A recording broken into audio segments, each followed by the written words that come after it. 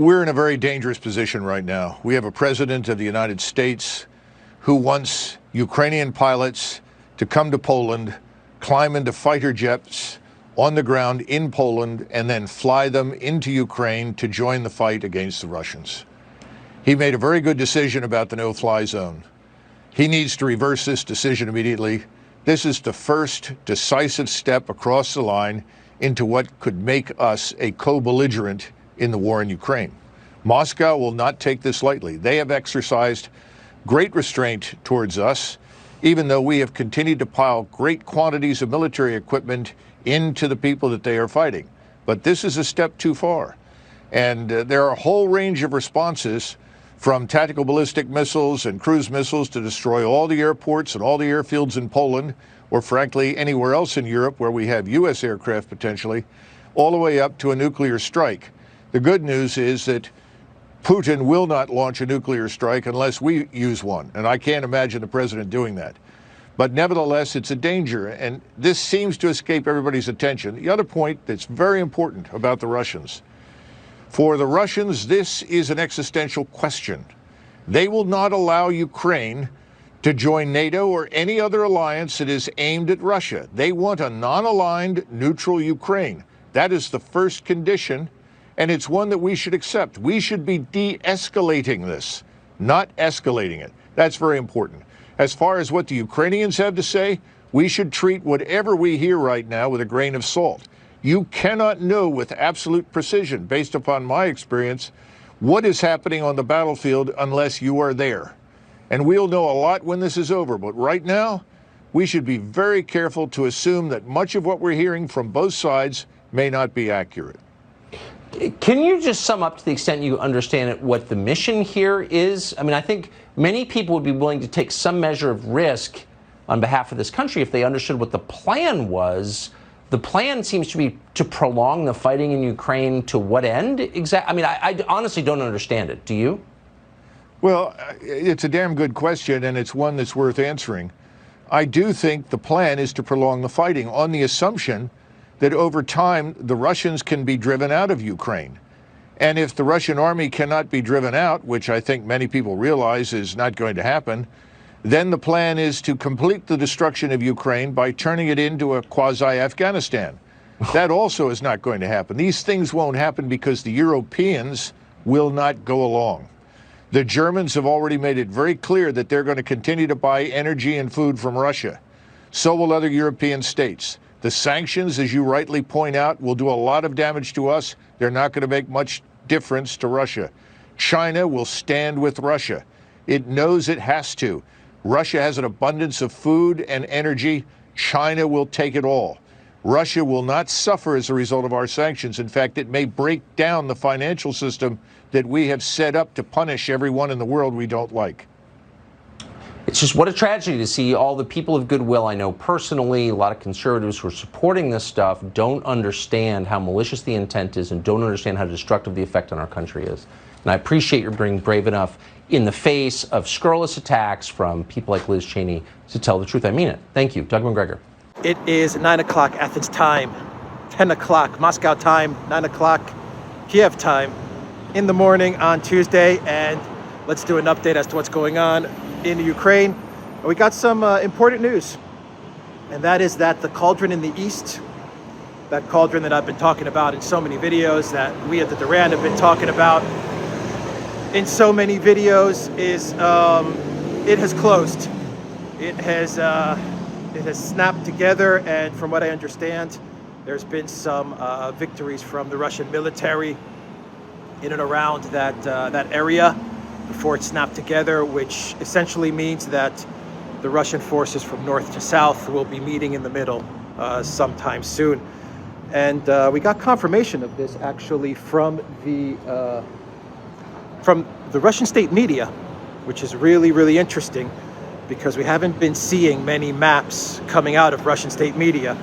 And of course, when you're talking about Russian state media, then you know that they're working in conjunction with the Ministry of Defense and the Communications Department. And so they're all coordinated to make sure that whatever message they put out is the message that they want out. And I've talked in a bunch of videos how the Ministry of Defense for the Russian side of things has been very, very quiet. A lot of people ask me what these trees are. These are orange trees, by the way, and they're all over Athens. To be honest, it's interesting. It's nice, and I think you can eat those, if I'm not mistaken. I've seen people take them down and eat them, but you know, the Ministry of Defense in Russia has been very quiet and very careful with the information they put out, and they've put out a directive to all the media channels, the state media channels, to be very careful in the information they put out, and to just not flood the interwebs with all kinds of misinformation as to what's going on in the war, and to make sure they check everything with the Ministry of Defense before they make any reports as to what's happening. It's kind of the exact opposite of what the Ministry of Defense and Communication in Ukraine has been doing.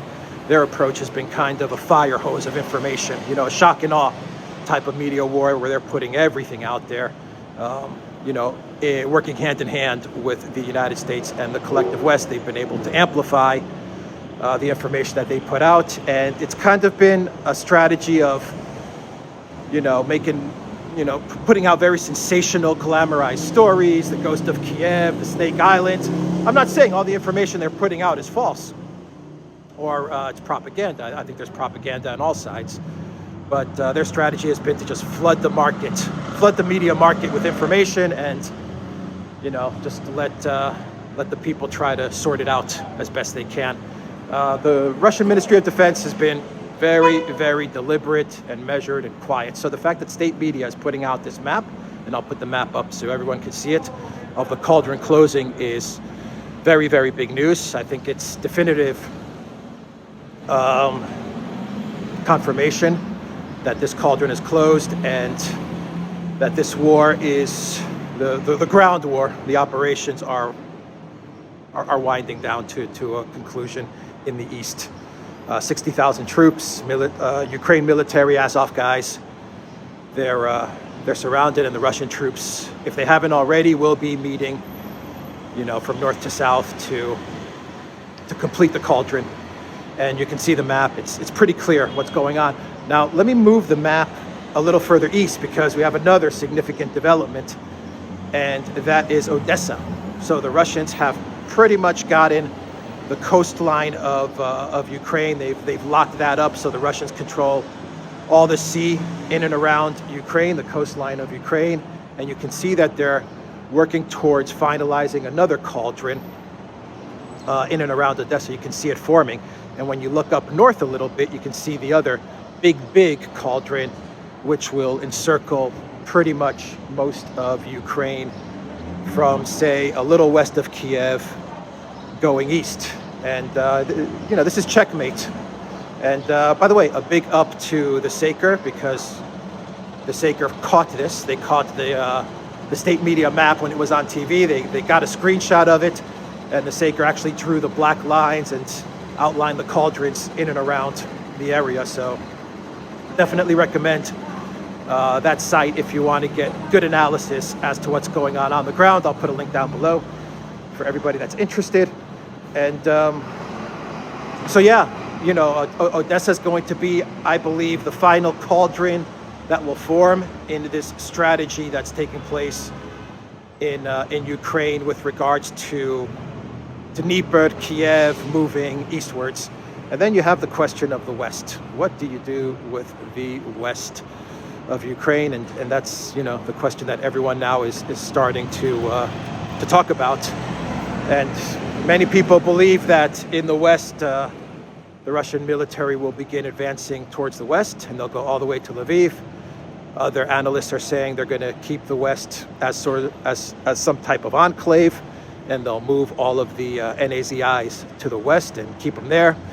You know, maybe there'll be some diplomacy taking place between Russia and the EU, though I doubt it, to speak with Poland and Hungary and Romania, who could become stakeholders in the west of Ukraine. We just don't know, but that is the big question. I've heard reports that you have quite a military buildup that is forming in the West. So, you know, keep that in mind. You also have the U.S. plan to create an insurgency in Ukraine, a Syria style of insurgency in Ukraine, and there's no doubt that the West will be the launch pad of that if it's left as some sort of enclave. So just keep all those things in mind. We're just going to have to wait and see what the plans are with the west of Ukraine. Right now, it looks like the operation to demilitarize what could be called, let's call it Novorossiya, Ukraine, once again, east of the Dnieper, all the way to Donetsk and the Russian border. You can say that that's been wrapped up, and that is just the reality of the situation.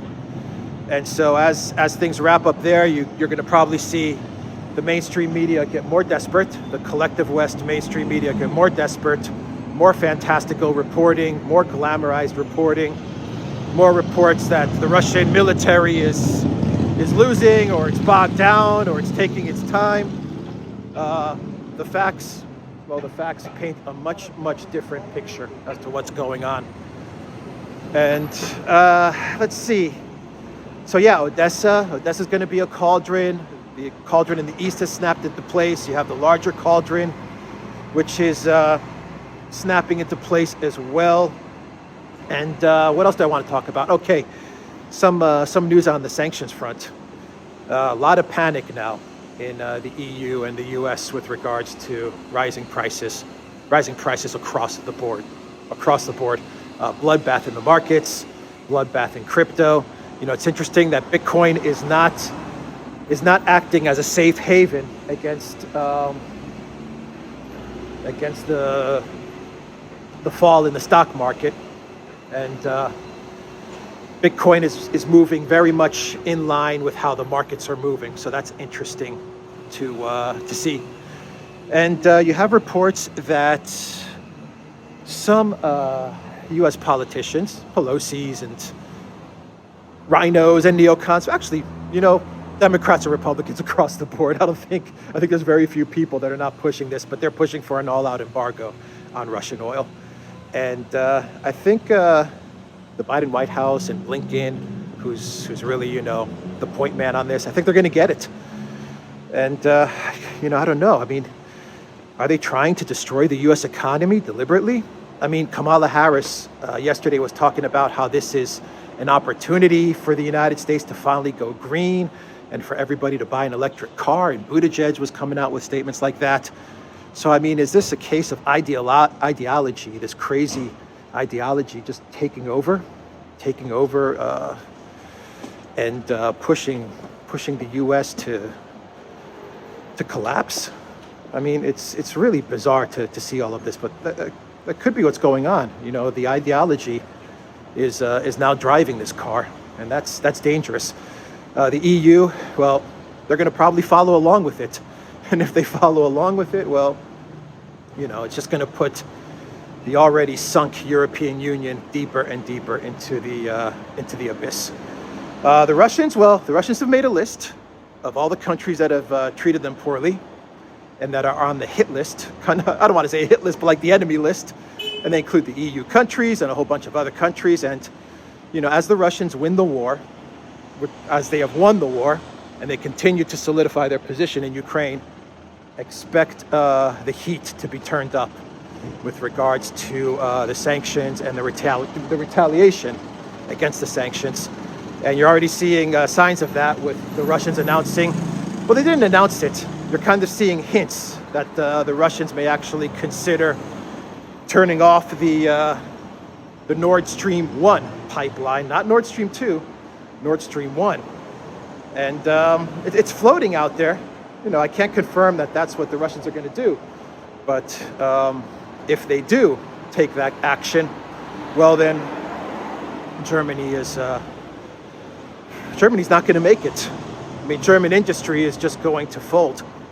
There is no substitute to Russian energy and to the Russian resources. There is no substitute. Venezuela and Iran are not going to bail out the U.S. and the European Union.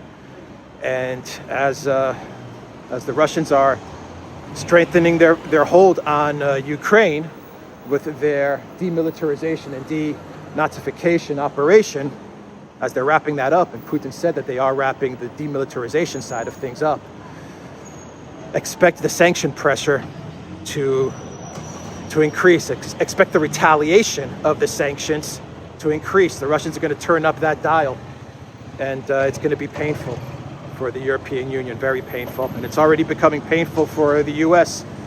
The prices are soaring, and people are starting to see that the Biden administration has really, really mismanaged this, to the point of pundits like Tucker Carlson openly saying in his show, in his opening statement, Tucker Carlson said that this is the end of the US dollar as reserve currency. I mean, he said it. This is the end. Thanks to Biden's policies, Russia and China now form a bloc against the United States. This was the nightmare scenario. Now it's real.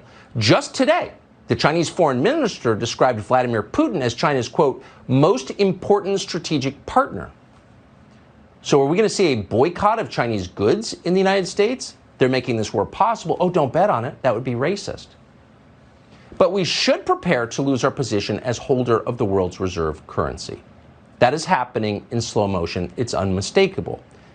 Now, the Biden people seem to have no idea this is going on, or maybe they want it to happen. Joe Biden was up there at the State of the Union bragging about how he took 30 points off the Russian ruble in a single day. Hooray, good for us. But once we stop celebrating our win, the destruction of the Russian economy, they deserve it. You got to wonder, is there a downside to this? Could it be a Pyrrhic victory? Let's see.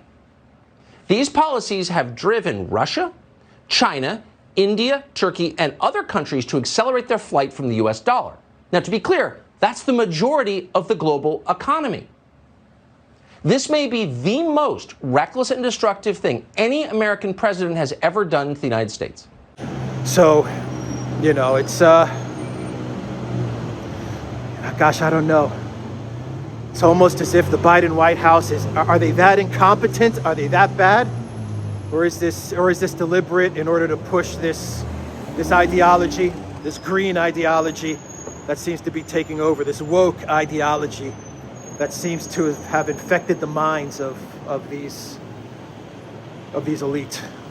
And I don't have another word for them. I call them elite, but they're anything but this Davos crowd. Anyway, everybody, that's the video. Let me walk down this way again. That's the video, theduran.locals.com. Check out Alexandra's channel. Look for us broadcasting from the Duran. We're doing live shows. We'll do some recorded videos as well today and get those up as well. And I've got a video on Rumble and Locals, BitChute, and ODYSEE that I will put up that talks about manufacturing consent and false flags, which I can't put up on YouTube, but I'll put